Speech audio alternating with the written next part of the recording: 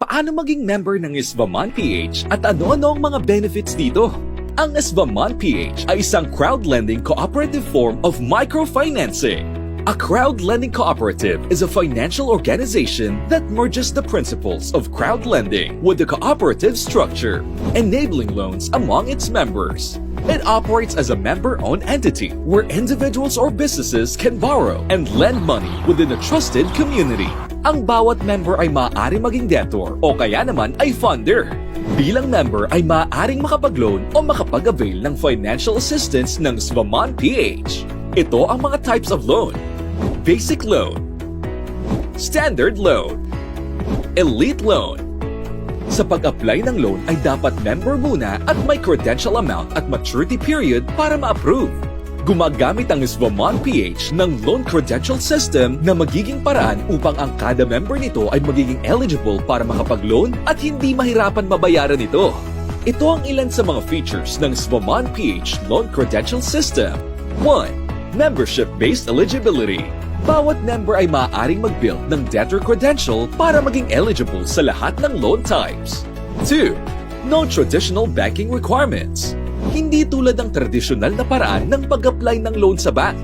Dito sa Isvaman PH ay hindi na kailangan ng madaming requirements para ma-approve sa loan. 3. Lower interest rates.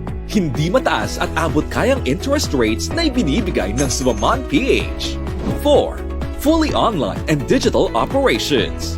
Hindi mo na kailangang personal na pumunta para mag-apply ng loan dahil maaari ka nang ma-approve, makapagbayad at makapag-reloan kahit sa online lang. 5. Risk management and safety bond. Kada loan type ay may safety bond at maturity period.